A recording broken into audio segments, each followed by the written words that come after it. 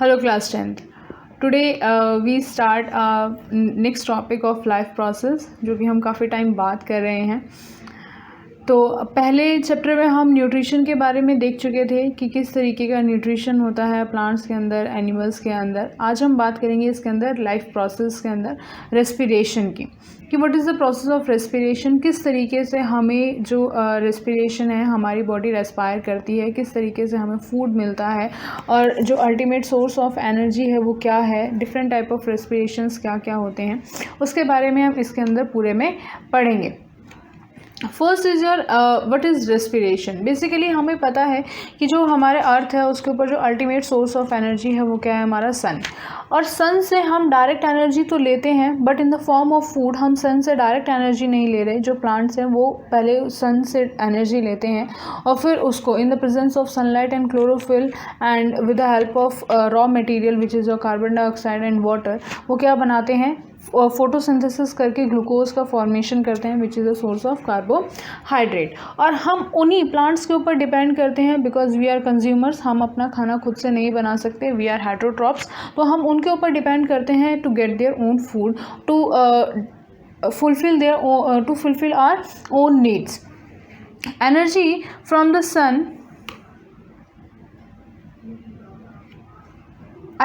the sun is converted into a chemical energy by a green plants during the process of photosynthesis। जो मैं अभी आपको बात बता रही थी कि जो photosynthesis है उसमें क्या होता है, जो green plants हैं वो क्या करते हैं, एनर्जी ट्रैप करते हैं और in the presence of chlorophyll वो क्या बनाते हैं, फोटोसिंथेसिस करते हैं और ग्लूकोज बनाते हैं जिसका यूज़ हम एज अ फूड अपने खाने के अंदर करते हैं। और वो जो कंज्यूमर्स वो फूड का यूज़ कर रहे हैं वो किसकी फॉर्म में कर रहे हैं, न्यूट्रिशन की फॉर्म में। जो हमारे पास फूड ट्रांसफ़र हो रहा है, जो हमारे पास प्रोड्यूसर्स का जो भी प्रोडक्ट है जो ट्रांसफ़र हो रहा है to the consumers by a nutrition, this energy is also transfer to the consumers through nutrition. यहाँ पर मैं अभी बता रही थी आपको कि ये जो एनर्जी ट्रांसफ़र हो रही है फ्रॉम प्रोड्यूसर्स टू कंज्यूमर्स किसके थ्रू हो रही है, न्यूट्रिशन। क्योंकि हम वहाँ से प्लांट से हम अपना फूड ले रहे हैं और वो फूड हम इन the form of raw material भी ले रहे हैं। मतलब कई चीज़ें जो होती हैं वो रॉ भी खाई जाती हैं और कई चीज़ों को हम पका के भी खाते हैं।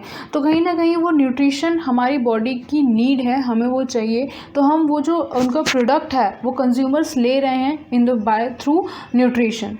But the energy stored in food can not be utilised by the organism directly. जो एनर्जी स्टोर है फूड के अंदर वो एनर्जी कभी भी कोई भी हम जो लिविंग ऑर्गेनिज्म है उसे डायरेक्टली यूज़ नहीं कर सकता। हम उसे क्या करते हैं, हम हमारी बॉडी के अंदर जो हम पहले डाइजेस्टिव सिस्टम में हम पढ़ के आए हैं कि वहाँ पर क्या होता है कि हमारे माउथ के अंदर बकल कैविटी के अंदर सलाइवरी अमाइलेज प्रेजेंट होता है जो कॉम्प्लेक्स मटेरियल को सिंपल में कन्वर्ट करता है और फिर उस चीज़ को हमारी बॉडी क्या करती है, स्टोर करती है और डाइजेस्ट करती है। हम उसे एज इट इज़ ही उस एनर्जी को अपनी बॉडी के अंदर स्टोर नहीं कर सकते। इन the form of raw material भी अगर हम उसको ईट कर रहे हैं, इनटेक कर रहे हैं, तो कहीं ना कहीं हम उसको च्यूई कर रहे हैं और सलाइवरी एमाइलेज की हेल्प से हम उस चीज़ को, कॉम्प्लेक्स को बहुत ही सिंपल कंपोनेंट में कन्वर्ट कर रहे हैं और जिससे हमारी बॉडी उसको ईजिली डाइजेस्ट कर सके। The cellular process get usable energy from the process is called respiration. इसे क्या बोला जाता है, respiration. The breakdown of food in the presence of oxygen और in the presence of certain kind of enzymes and which convert that amount of complex food into a simple and used by these simple food to get energy by our body, वो क्या कहलाता है, आपका respiration. तो ये क्या कहलाता है, आपका सेलुलर प्रोसेस। इट मीन्स यहाँ पर क्या होता है, जो आपका सेल्स होते हैं वो इसके अंदर इन्वॉल्व होते हैं, सेल टू सेल ट्रांसफ़र होती है एनर्जी। तो वहाँ पर क्या हो रहा है, इस पूरे प्रोसेस को क्या बोला जाता है, respiration. The phenomena of release of energy by oxidation of organic molecule from cellular use is known as respiration। ये जो फिनोमिना होता है जिसके अंदर क्या होता है, रिलीज ऑफ ऑक्सीजन हो रहा है, release of energy by oxidation. In the presence of oxygen वहाँ पे क्या हो रहा है, रिलीज ऑफ एनर्जी हो रही है organic molecules for cellular use is known as respiration. Respiration is a catabolic reaction. It means breakdown process in which energy is released. वहाँ पर क्या हो रहा है, एनर्जी रिलीज हो रही है, एक्सोथर्मिक रिएक्शन हो रही है, एक्सर्गोनिक भी इसे बोला जाता है। During respiration the energy locked in the chemical bonds of organic molecules food and is released by the oxidative breakdown of respiratory substance. In the presence of oxygen हमारा food क्या होता है, breakdown होता है और उससे क्या होती है, energy release होती है which is convert in the form of ATP and which is used by our cells for various life processes. The most common respiratory substance is glucose, which is formed by the hydrolysis of storage carbohydrate, that is starch in plant and the glycogen in animals. तो वहाँ पर क्या जो food store था plants के अंदर जो कि स्टार्च की फॉर्म में प्रेजेंट था, तो वहाँ पर क्या था, वो C6H12O6 जो द रेस्पिरेटरी सब्सटेंस, जो मोस्ट रेस्पिरेटरी सब्सटेंस होता है वो कौन सा होता है, आपका ग्लूकोज, जो कि ब्रेक डाउन होता है which form by the hydrolysis of storage carbohydrate, जो कि हाइड्रोलाइज होता है किसकी फॉर्म में, storage of carbohydrate, that is starch in plants and the glycogen in animals. क्योंकि ग्लाइकोजन क्या है, एक फैटी मॉलिक्यूल है जो कि एनिमल्स की बॉडी के अंदर स्टोर होता है और जो कार्निवोरस या फ्लैश ईटिंग एनिमल्स होते हैं वो उसका यूज़ करते हैं और जो हर्बीवोरस होते हैं वो स्टार्च का यूज़ करते हैं. The energy released due to used to make a compound called the adenosine triphosphate. अभी मैंने आपको बताया कि जो हम बेसिकली जो हमारी बॉडी के अंदर रेस्पिरेशन हो रहा है, ब्रेकडाउन ऑफ फूड हो रहा है, वहाँ पर जो एनर्जी रिलीज़ होती है वो किसकी फॉर्म में रिलीज़ होगी, adenosine triphosphate which is called ATP, which is used as a fuel on all the activities of cell. जितनी भी हमारी बॉडी के अंदर एक्टिविटीज़ हो रही हैं उसके अंदर वो एज अ फ्यूल यूज़ होती है. ये यहाँ पर आपका रिएक्शन दी हुई है C6H12O6 + 6O2. अगर इसे देख के कुछ याद आ रहा हो तो ये प्रोडक्ट होता है किसका, प्लांट में जो फोटोसिंथेसिस होती है. और in the presence of enzymes 6CO2 + 6H2O + energy is formed. तो ये हमारी बॉडी से बाहर निकल जाती है, हमने इसका यूज़ किया प्लस ऑक्सीजन इनहेल करी और in the presence of certain kind of enzymes जो हमारी बॉडी के अंदर जो फूड था वो ब्रेक डाउन हुआ और उसके ब्रेक डाउन होने के बाद कार्बन डाइऑक्साइड निकली, कुछ वाटर और कुछ एनर्जी रिलीज़ हुई. तो यहाँ पर जो एनर्जी रिलीज़ हो रही है वो किसकी फॉर्म में रिलीज़ हो रही है, आपकी ATP की फॉर्म में, इट मीन्स एडेनोसिन ट्राइफॉस्फेट की फॉर्म में. In the above reaction, the energy is liberated at certain specific stage and trapped in ADP. कई जगहों पर जब आप हायर क्लासेस में जाओगे तो आपको पता चलेगा कि जो ADP और ATP कहाँ कहाँ पर रिलीज़ होती हैं. जो हमारी बॉडी के अंदर बहुत सारी लाइफ प्रोसेसेस होती हैं वहाँ पर कई बार ATP रिलीज़ ना होके किसके अंदर ट्रैप हो जाती है, ADP, it is adenosine diphosphate. जहाँ पर ट्राई आ रहा है वहाँ पर क्या हो जाएगा, एडेनोसिन डाइफॉस्फेट.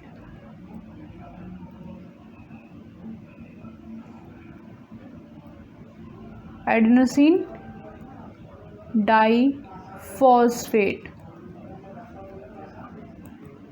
ठीक, तो यहाँ पर क्या हो जाएगा, यहाँ पे ट्रैप हो जाती है और फिर उसके बाद यहाँ पर प्लस एक और इनऑर्गेनिक फॉस्फेट आके जुड़ जाता है. तो यहाँ पर डाइफॉस्फेट था, एक और फॉस्फेट आके जुड़ गया तो किसके अंदर कन्वर्ट हो जाएगा, एडेनोसिन ट्राइफॉस्फेट के अंदर.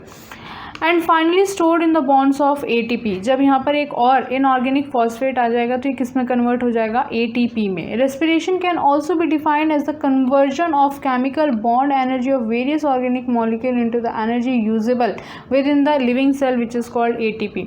तो हम रेस्पिरेशन को ये भी बोल सकते हैं कि जो आपके वेरियस केमिकल बॉन्ड्स होते हैं उनका कन्वर्जन होना from one form to another form और जो एनर्जी यूजेबल फॉर्म में स्टोर होती है in the living cells which is your ATP, it is also called respiration. क्योंकि कहीं जो सेलुलर रेस्पिरेशन हो रहा है वहाँ पर भी ATP रिलीज़ हो रही है और स्टोर हो रही है जो कि हमारे different type of life processes के अंदर यूज़ होती है.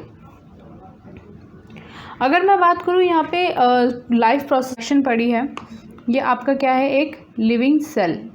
ठीक, यहाँ पर इसको क्या मिल रहा है, फूड,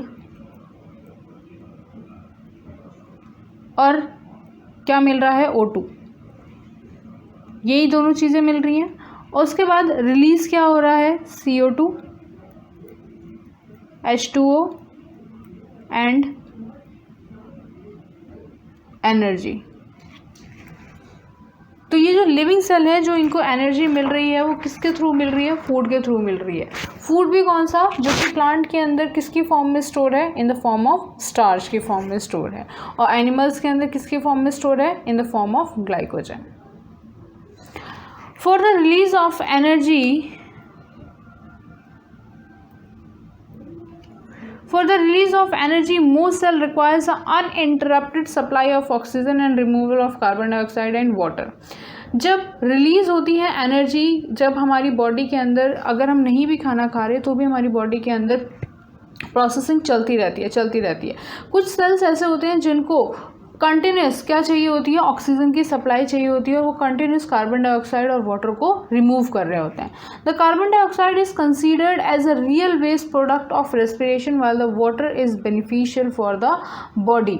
जो यहाँ पर CO2 रिलीज़ हो रही है और जो वाटर, जो हमें स्वेटिंग होती है हमारे बॉडी के अंदर से स्मॉल पोर्स के थ्रू कुछ वाटर रिलीज़ होता है, वो प्रीशियस होता है। और जो कार्बन डाइऑक्साइड है वो क्या है? आपका रियल वेस्ट प्रोडक्ट है, जो हमारी बॉडी की रिक्वायरमेंट बिल्कुल भी नहीं है। दस respiration is a biochemical process that involves the following carbon dioxide processes. जो यहाँ पर आपका लाइफ प्रोसेस हो रही है, इसके अंदर कुछ different type of carbon dioxide processes होते हैं जिसके अंदर CO2 रिलीज होती है।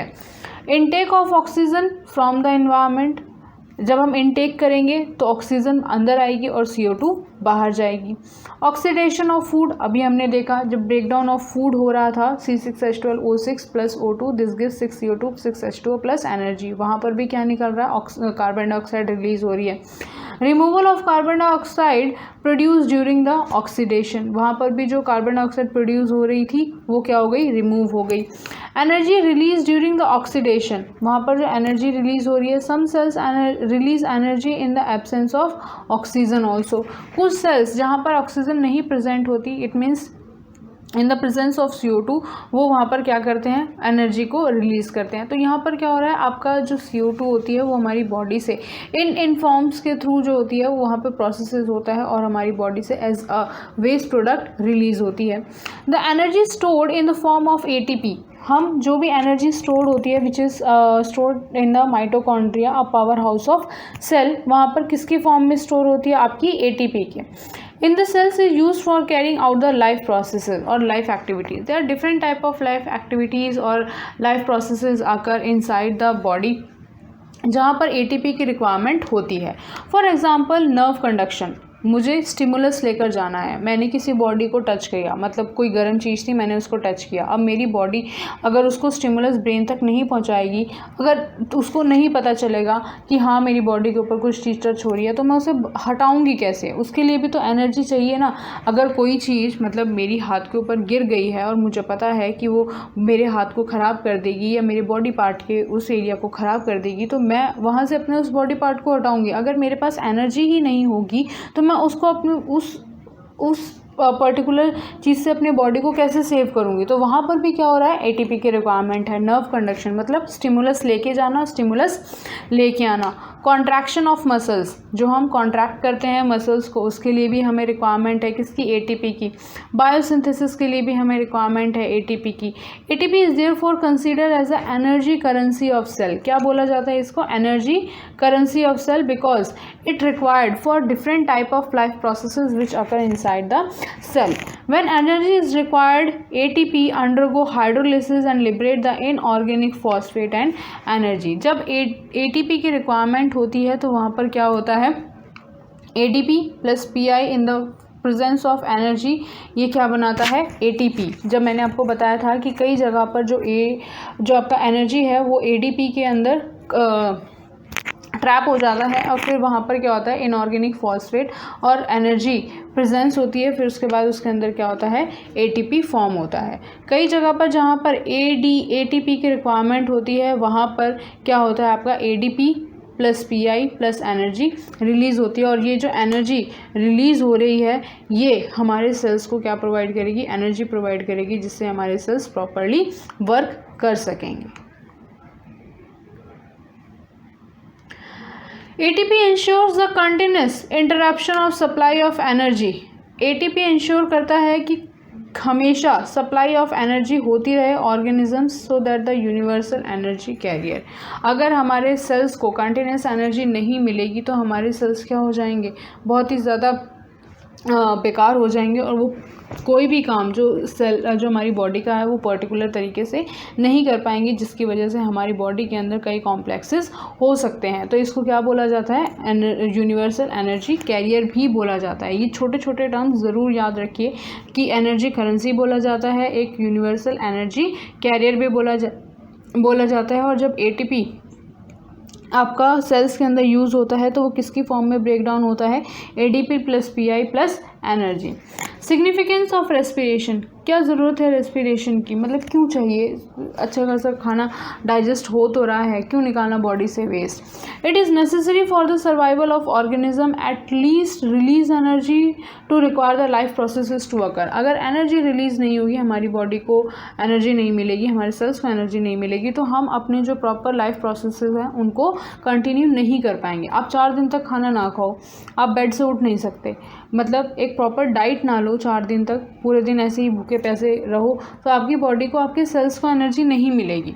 और जब वो एनर्जी नहीं मिलेगी तो आप पर्टिकुलर वर्क नहीं कर पाओगे, तो आपकी जो बॉडी है उसके लाइफ प्रोसेसेस क्या होती जाएंगी, डिक्रीज होती चली जाएगी। The energy is also liberated as a heat and maintains the body temperature. अब कोई भी हम वर्कआउट कर रहे हैं, कुछ भी चीज़ कर रहे हैं, तो उसमें एनर्जी रिलीज़ हो रही है। जब वो एनर्जी रिलीज़ होगी तो हमारी बॉडी के टेम्परेचर को भी मेंटेन करेगी। Carbon dioxide is removed out from the body during the acceleration. जब हम इनहेल करते हैं, एक्सहेल करते हैं, तो कार्बन डाइऑक्साइड बाहर निकल जाती है और हम एयर इनहेल करते हैं जिसके अंदर ऑक्सीजन की क्वांटिटी ज़्यादा होती है। जब भी हम इनहेल एक्सहेल की बात करते हैं तब हम हमेशा ये बात करते हैं कि हम वो एयर इनहेल करते हैं जिसके अंदर O2 की क्वांटिटी ज़्यादा होती है। Next, a number of intermediate are form during the respiration which form various biochemicals in the body. जब भी इंटरमीडिएट, जब कोई भी रेस्पिरेशन प्रोसेस हो रहा होता है तो उसके बीच में इंटरमीडिएट्स भी बनते हैं। अब जैसे C6H2 और O6 है प्लस 6O2, वहाँ पर कुछ एनर्जीज बनेगी, 6O2 6H2O plus energy release होगी, उसके बीच में भी कई इंटरमीडिएट प्रोडक्ट्स बनेंगे जो कि एज अ बायोकेमिकल प्रोडक्ट्स होते हैं, जो हमारी बॉडी के लिए रिक्वायरमेंट होते हैं डिफरेंट टाइप के लाइफ प्रोसेसेस के लिए। जो आपका स्टेप्स है रेस्पिरेशन का, किस किस तरीके से होता है। Respiration involves 2 separates step, one is your external and one is your internal respiration. External breathing जो हम O2 को रिलीज़ करते हैं, इंटरनल सेलुलर रेस्पिरेशन हम O2 को इनहेल करते हैं। The process of taking air rich in oxygen, अभी मैंने बताया था, and releasing air rich in carbon dioxide is called breathing. आप कभी भी ब्रीथिंग को ये नहीं बोल सकते कि हम O2 लेते हैं और CO2 लेते हैं। The air in which oxygen is a high amount of oxygen is present that we inhale is and the air which we exhale rich in CO2 is called breathing.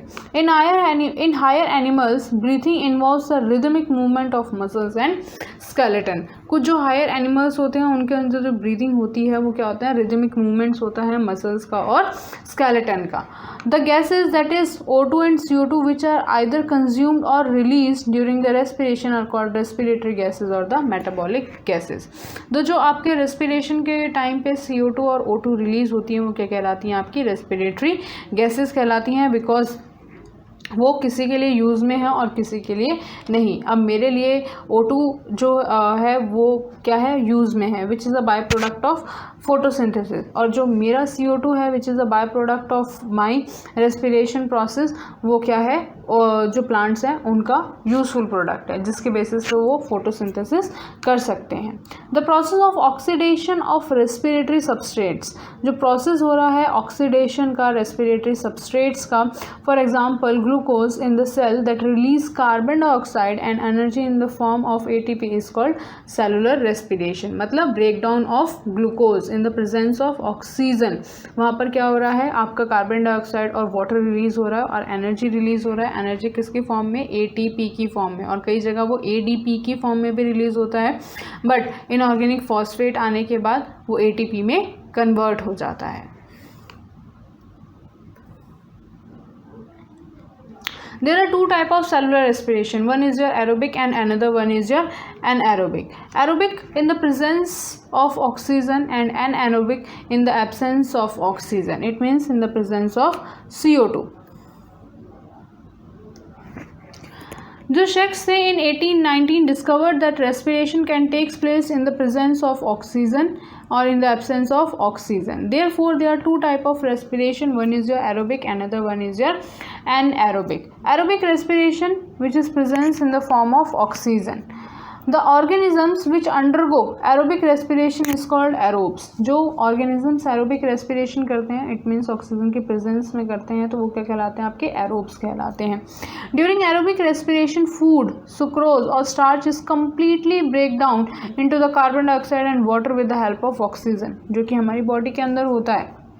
हम food खाते हैं sucrose starch की form में जो plants के अंदर store होता है, और फिर उसके बाद हम उसको जब यूज़ कर लेते हैं और हम क्या इनहेल करते हैं? The air which is rich in oxygen, और उसका ब्रेक डाउन होता है, सेलुलर रेस्पिरेशन हो रहा होता है, और फिर उसके बाद रेस्पिरेटरी सबस्ट्रेट्स निकलते हैं which is your CO2 and H2O plus energy. With the help of atmospheric oxygen it is known as aerobic respiration. वहाँ पर क्या होता है? वो रिलीज़ हुआ और वहाँ पर जो ब्रेक डाउन हुआ फूड का वो किसकी प्रेजेंस में हो रहा है?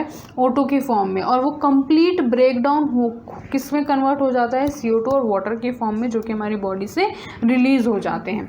It is the usual method of respiration essential for the survival of the majority of the higher animals or organisms, most of the lower organisms also. It yields maximum amount of energy which is stored in the form of ATP. यहाँ पर जो ज़्यादातर higher animals होते हैं और कुछ lower animals भी होते हैं, वो एरोबिक रेस्पिरेशन करते हैं. जब वो एरोबिक रेस्पिरेशन करते हैं तो high amount of energy in the form of ATP release होती है.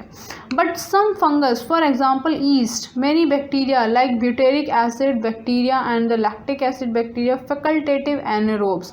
फैकल्टेटिव एनारोब्स वो होते हैं जो कि यूज़ करते हैं, मतलब रिस्पायर करते हैं O2 की फॉर्म में, but they can also survive in the absence of O2. मतलब they have dual nature.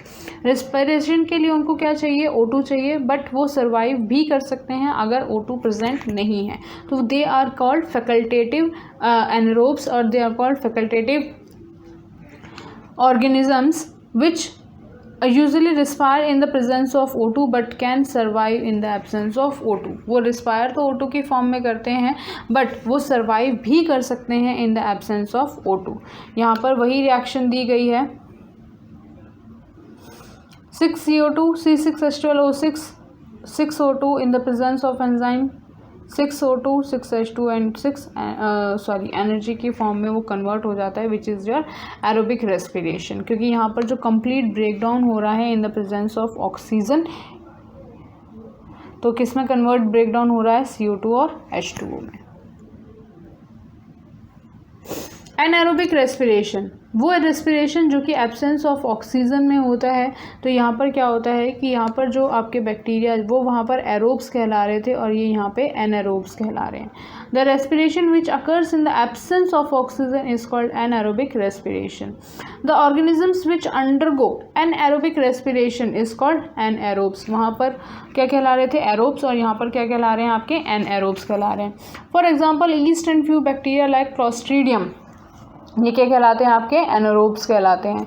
In the human body it occurs regularly in RBCs during the heavy exercise and muscles cell oxygen. यहाँ पर जो आपका anaerobic respiration है ये कई बार जब हम बहुत ज़्यादा एक्सरसाइज करते हैं, क्योंकि हम उस टाइम पे बहुत जल्दी जल्दी सांस ले रहे होते हैं, और जब हम बहुत जल्दी जल्दी सांस लेते हैं तो प्रॉपर अमाउंट ऑफ ऑक्सीजन हमारी बॉडी के अंदर डिसॉल्व नहीं होती. तो वहाँ पर जो हमारे सेल्स होते हैं वहाँ पर क्या एनारोबिक रेस्पिरेशन स्टार्ट हो जाती है, क्योंकि वहाँ पर प्रॉपर ऑक्सीजन उनको नहीं मिल रही. तो ये जो हमारे RBCs होते हैं, जब हम बहुत ज़्यादा हैवी एक्सरसाइज करते हैं तब इस चीज़ ये जो एनारोबिक रेस्पिरेशन होता है वो हमारी बॉडी के अंदर होता है. और जब हमारी बॉडी के अंदर एनारोबिक रेस्पिरेशन होता है तो वहाँ पर लैक्टिक एसिड फॉर्मेशन होता है, जिसके बारे में हम अभी बात करेंगे. During this process the food is partially break down, क्योंकि यहाँ पर प्रॉपर अमाउंट ऑफ ऑक्सीजन नहीं मिल रही, जिसकी वजह से जो हमारा फूड है वो कम्प्लीटली ब्रेक डाउन नहीं हो पा रहा है. और partially break down into alcohol in the absence of oxygen. अब यहाँ पर वहाँ पर तो जब प्रॉपर ऑक्सीजन मिल रही थी तो वो किसके अंदर आपका कन्वर्ट हो रहा था, 6CO2 + H2O के फॉर्म में वो बॉडी से बाहर निकल रहा था। बट यहाँ पर किसकी फॉर्म में ब्रेक डाउन हो रहा है, अल्कोहल की फॉर्म में ब्रेक डाउन हो रहा है due to the absence of oxygen. Anaerobic respiration occurs entirely in the cytoplasm. किसके अंदर होता है ये? साइटोप्लाज्म के अंदर होता है। First step in the glycolysis in which glucose break down into 2 molecules of pyruvate. अब इसकी रिएक्शंस दिखाऊंगी। In the absence of oxygen जो पायरुवेट होता है वो ब्रेक डाउन हो जाता है आइदर इन इथाइल अल्कोहल और द लैक्टिक एसिड, इन दोनों के अंदर डिवाइड हो जाता है। और जो फर्स्ट स्टेप होता है आपका ग्लाइकोलिसिस के अंदर, जिसके अंदर ब्रेक डाउन ऑफ ग्लूकोज होता है, उसके अंदर क्या निकलते हैं? 2 molecules of pyruvate. In the absence of oxygen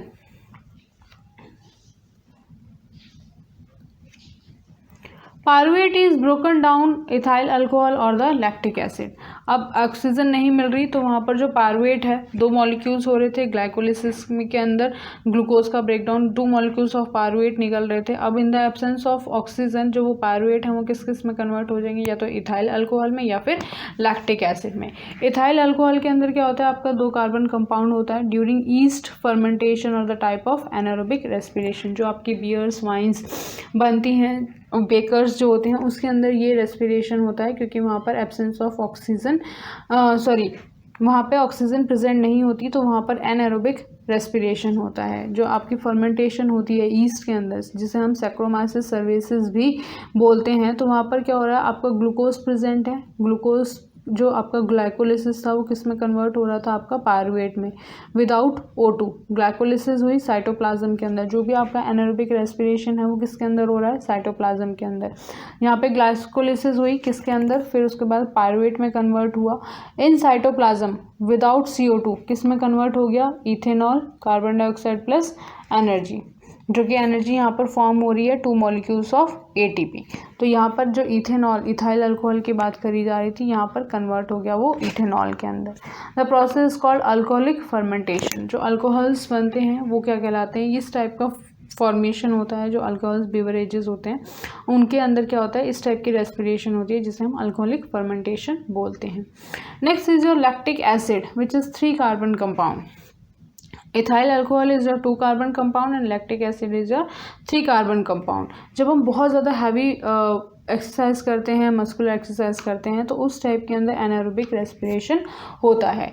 in muscle cells pyruvate changes into a lactic acid. यहाँ पर पायरुवेट किसके अंदर कन्वर्ट हो रहा था? इथेनॉल के अंदर। बट यहाँ पर जो पायरुवेट है वो किसके अंदर कन्वर्ट हो रहा है? आपका लैक्टिक एसिड के अंदर। यहाँ पर कार्बन डाइऑक्साइड रिलीज हो रही थी, यहाँ पर CO2 रिलीज नहीं हो रही है, एनर्जी रिलीज हो रही है। This process called lactic acid fermentation. Glucose glycolysis की फॉर्म में विदाउट O2 की फॉर्म में किस में कन्वर्ट हुआ? Pyruvate, pyruvate in the cytoplasm. ये सारी रिएक्शन साइटोप्लाज्म के अंदर हो रही है, कहीं और नहीं हो रही, क्योंकि जो आपका एनारोबिक रेस्पिरेशन है वो एंटायरली किसके अंदर होता है? साइटोप्लाज्म के अंदर होता है।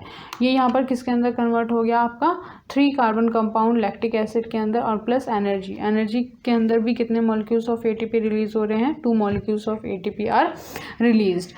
जो आपका एक्यूमुलेशन होता है lactic acid in the muscles during the vigorous exercise causing the muscular cramps. कई बार हम बहुत ज़्यादा काफ़ी टाइम बाद एक्सरसाइज करते हैं या फिर बहुत ज़्यादा भाग लेते हैं तो हमारे मसल्स के अंदर क्रैम्प्स पड़ने शुरू हो जाते हैं, दर्द होना शुरू हो जाता है। वो इसलिए होता है क्योंकि वहाँ पर लैक्टिक एसिड का फॉर्मेशन, एक्यूमुलेशन हो जाता है, जो कि with the help of warm water और ऑयल मसाज के साथ सही किया जा सकता है। तो इस पूरे लेक्चर में हमने रेस्पिरेशन के बारे में पढ़ा कि जो लिविंग ऑर्गेनिजम्स हैं, जो प्लांट्स नहीं, हम सिर्फ आप लिविंग ऑर्गेनिजम्स के बारे में बात कर रहे थे, एनिमल्स के जो लिविंग सेल्स हैं उनके बारे में बात कर रहे थे कि उनके अंदर जो रेस्पिरेशन है वो कैसे होता है। क्योंकि जो लिविंग ऑर्गेनिजम्स हैं, जो एनिमल्स हैं, उनके अंदर जो रेस्पिरेशन हो रहा है उसके अंदर जो बाई प्रोडक्ट निकल रहा है वो कौन सा है? आपका CO2। बट जो हम प्लांट्स की बात करेंगे कि उनके अंदर जब रेस्पिरेशन होता है तो उनका जो बाई प्रोडक्ट निकलता है वो क्या होता है? आपका O2। So this is all about today's lecture. Thank you so much.